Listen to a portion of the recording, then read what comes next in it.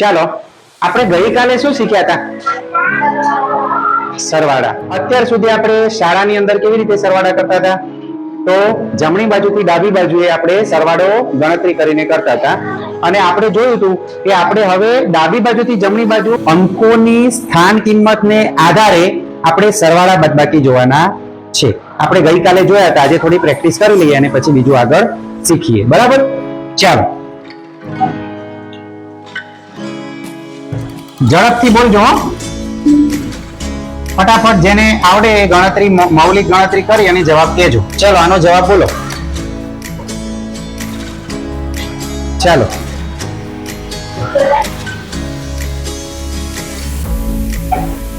કેટલો થાય? 118. ચાલો પછી હવે આનો કહેજો જવાબ.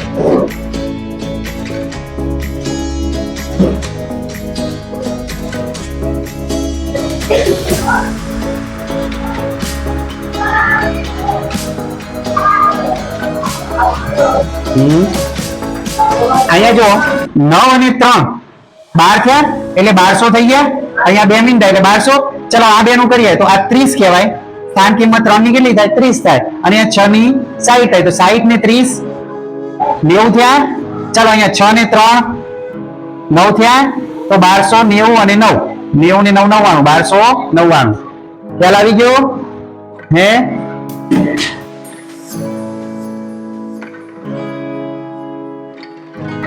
ચાલો હવે આનું કોઈ કહેશે ઝડપથી અહીંયાથી ગણવાનો.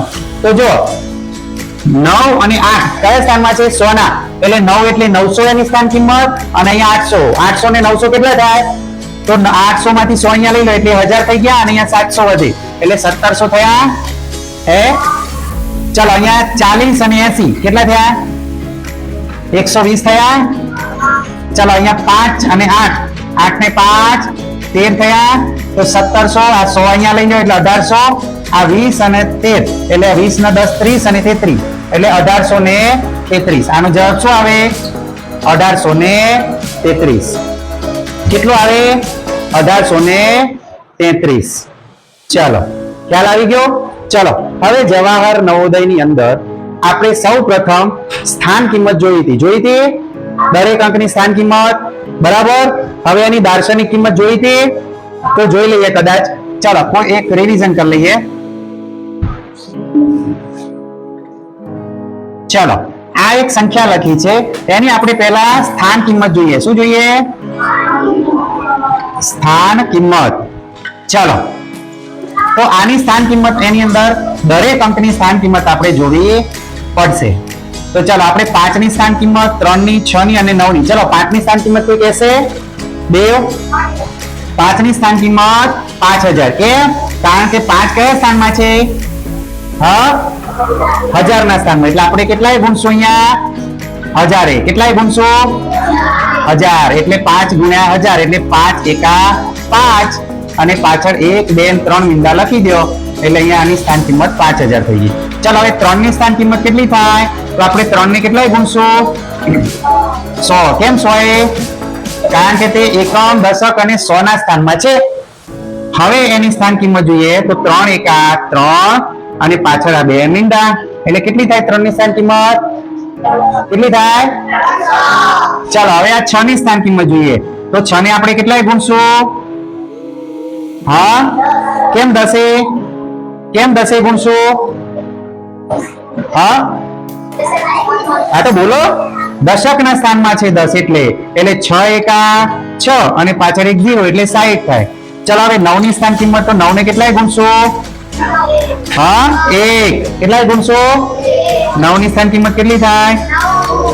ચલો 9 એકા 9 એટલે 9 ની સ્થાન કિંમત થાય 9. બરાબર? આ આપણે સ્થાન કિંમત જોઈ. હવે આની ડાયરેક્ટ પણ સ્થાન કિંમત થઈ શકે.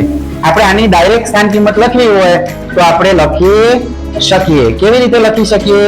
તો જો આ 5 છે તો 5 ની સ્થાન કિંમત લખવી હોય તો 5 અને અહીંયા 5 ની પાછળ કેટલા આંકડા છે? 1 2 અને 3. તો અહીંયા 3 0 મૂકી દો એટલે 5 ની સ્થાન કિંમત થઈ જાય. ચાલો હવે આ 3 ની સ્થાન કિંમત લખવી હોય તો 3 લખી અને પાછળ 3 ની પાછળ કેટલા આંકડા છે? 1 અને 2. તો અહીંયા 2 0 લખો એટલે આ 3 ની સ્થાન કિંમત. ચાલો 6 ની સ્થાન કિંમત લખવી હોય તો 6 લખો, 6 ની પાછળ એક આંકડો છે તો એક 0 એટલે 60. ચાલો હવે આ 9 ની સ્થાન કિંમત તો 9 લખો, આની પાછળ કોઈ અંક નથી એટલે અહીંયા 0 મૂકવાનો નથી એટલે 5 ની સ્થાન કિંમત 5000, 3 ની 300, 6 ની 60 અને 9 ની 9. આ સ્થાન કિંમત છે. શું છે? સ્થાન કિંમત. જ્યારે હવે આપણે જો દાર્શનિક કિંમત જોઈએ, કઈ કિંમત? દાર્શનિક કિંમત જોઈએ તો કેટલી થાય? તો આ જે 5 છે એની દાર્શનિક કિંમત 5 થાય. હવે અહીંયા 3 છે તો 3 ની દાર્શનિક કિંમત 3 થાય. અહીંયા 6 છે તો 6 ની દાર્શનિક કિંમત 6 જ થાય અને 9 ની દાર્શનિક કિંમત 9 થાય. એટલે દાર્શનિક કિંમત એટલે શું? તો જે તે સંખ્યાની અંદર જે અંક છે એ પોતે જ પોતાની દાર્શનિક કિંમત થશે. અહીંયા 6 ની 6 થાય, 9 ની 9 થાય, 5 ની 5, 3 ની 3 અને 0 હોય તો 0 ની પણ 0 થાય દાર્શનિક કિંમત. તમને ખબર પડી ગઈ? દાર્શનિક કિંમત અને સ્થાન કિંમતમાં ખ્યાલ આવ્યો? હા. ચલો હવે હું તમને એક પ્રશ્ન અહીંયા લખું છું, જેને આવડતો હોય મને કહેજો. શાંતિથી અહીંયા વાંચો પેલા રકમ. હું શું? ચાલો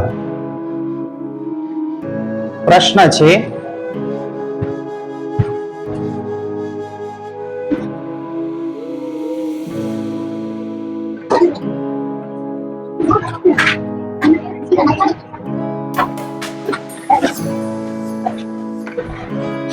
ચાલો આ એક રકમ લખી છે.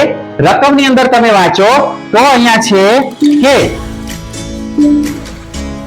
સંખ્યા 3698 માં 3 ની સ્થાન કિંમત અને દાર્શનિક કિંમત નો સરવાળો કેટલો થાય? તો ચલો રકમ સમજ્યા તમે? અહીંયા શું કીધું છે? સંખ્યા કઈ છે? 3698. આ સંખ્યામાં શું કરવાનું છે આપણે? 3 ની, એટલે 3 ક્યાં છે? આ રહ્યો. 3 ની પહેલા આપણે સ્થાન કિંમત લખશું અને પછી દાર્શનિક કિંમત લખશું. બરાબર? તો ચલો પહેલા તો એની સ્થાન કિંમત કેટલી થાય? સ્થાન કિંમત કેટલી થાય 3 ની? બોલો. 3000. બોલજો. 3000. ચલો હવે એની દાર્શનિક કિંમત કેટલી થાય? 3. Very good. તો આ બે નું શું કરવાનું કીધું છે? તો અહીંયા શું કરશું આપણે? ચલો 0 અને 3 તો 3. આ 0 નો 0, 0 નો 0, આ 3 ના 3. જવાબ શું આવ્યો? હવે પરીક્ષામાં પ્રશ્ન હશે અને પ્રશ્નની નીચે જવાબ લખેલો હશે. કેવી રીતે? અહીંયા પ્રશ્નની નીચે હશે 1 3001, પછી બી કરીને લખેલું હશે 3009, પછી સી કરીને લખેલું હશે 3003 અને ડી કરીને લખેલું હશે 3010. તો આમાં સાચો જવાબ કયો? સી. કયો? સી સાચો જવાબ છે. આ છે ને? તો તમારે તમારી પાસે જે જવાબ વહી હોય એની અંદર લખેલું હશે. આ પ્રશ્ન કયો છે? 1 છે. તો અહીંયા પ્રશ્ન 1 ની અંદર A, પછી બી, પછી સી અને પછી ડી. તો તમારે આ પ્રશ્ન નંબર જોવાનો કયો છે? આપણે અહીંયા 41 રાખીએ. કયો રાખીએ? અહીંયા પ્રશ્ન નંબર કયો છે? 41. કયો છે? તો તમારે અહીંયા 41 મો પ્રશ્ન જોવાનો અને એની અંદર જવાબ કયો આવ્યો? સી. તો આમાં સી ક્યાં છે? આ રહ્યો. તો આ સી ને આપણે આ રીતે ગૂંટી નાખવાનું થશે. તો આ તમારો સાચો જવાબ લખાઈ ગયો. હવે બીજો પ્રશ્ન જોવાનો. આ એક પ્રશ્ન સોલ્વ કર્યો આપણે. બરાબર? એવી રીતે બીજો હશે. ચલો આ સમજણ પડી ગઈ? હે? ચલો સરસ. Very good. ખ્યાલ આવી ગયો ને? ચાલો હવે હું અહીંયા એક બીજો પ્રશ્ન લખું છું, એ ખાસ તમે ધ્યાન આપજો. ચલો બીજા 42 નંબરનો આપણે પ્રશ્ન લખીએ. કયો? 42 નંબરનો.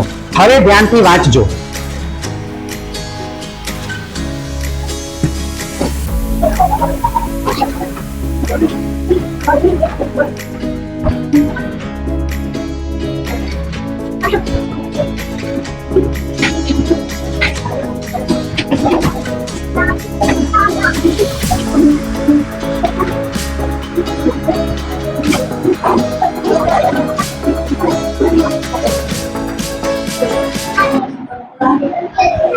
ચલો આ પ્રશ્ન છે એની નીચે જવાબમાં ઓપ્શન આપેલા છે.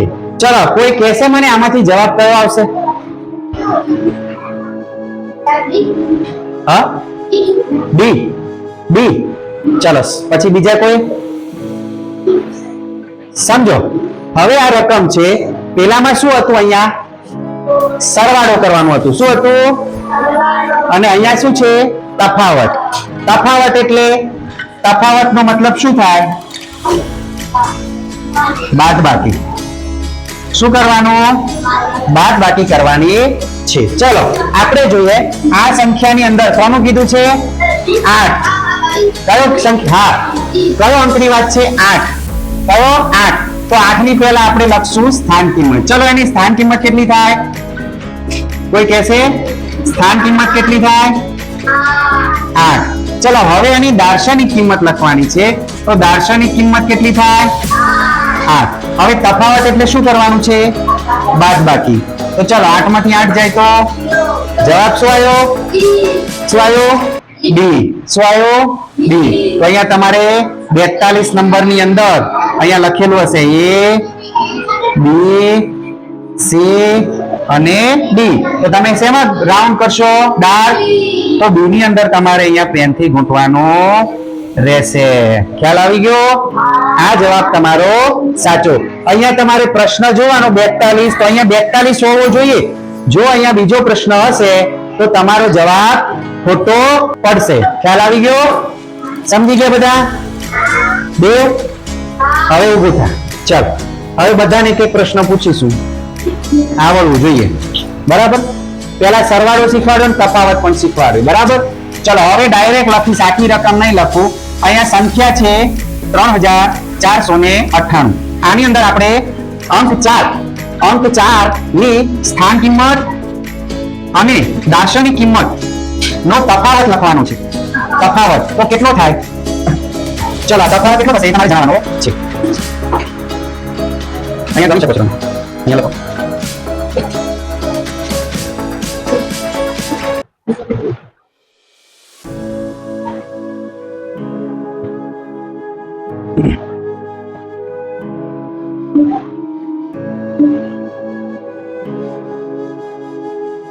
ચલો બરાબર છે?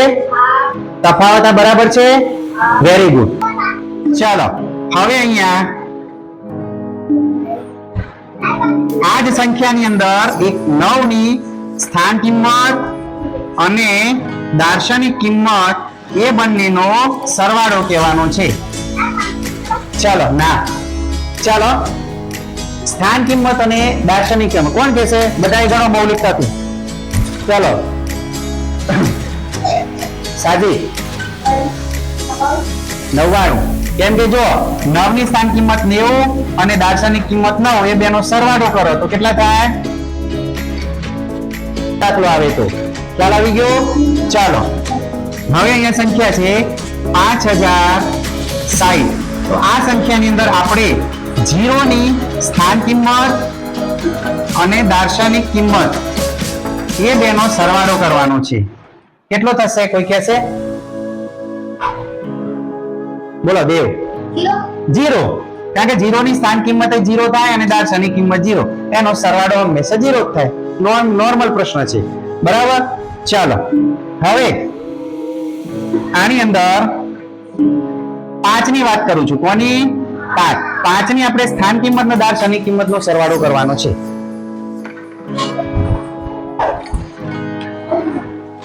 સાજી અહીંયા શું લખ્યું છે મેં? ના કરો. જો આની સ્થાન કિંમત કેટલી થાય? 5000 અને એમાં 5 ની દાર્શનિક 5000 ને 5 તો બેનો સરવાળો કરે તો 5005 થાય. ચલો હવે ચલો અહીંયા હું લખું છું બાદબાકી કરો અથવા તો તફાવત જણાવો. ચલો કેટલો થાય?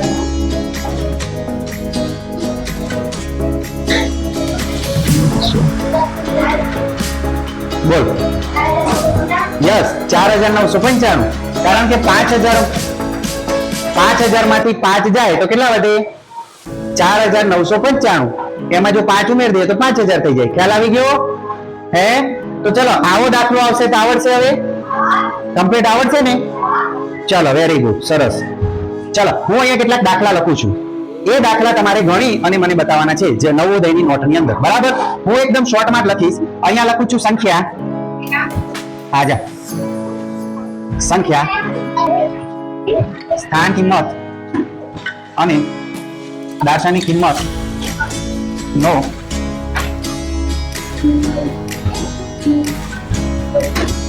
અહીંયા તફાવત અને અહીંયા લખું છું સરવાળો. ખ્યાલ આવ્યો?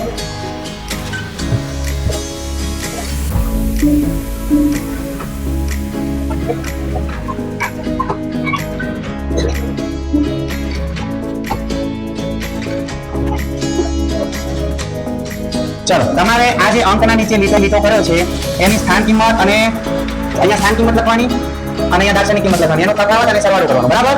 ત્યારે આવો કોઠો બનાવી દો અને ના બનાવો તો દાખલો ગણો. આ પહેલો લખો, એની સ્થાન કિંમત દાર્શનિક કિંમત લખો, તફાવત અને સરવાળો કરો.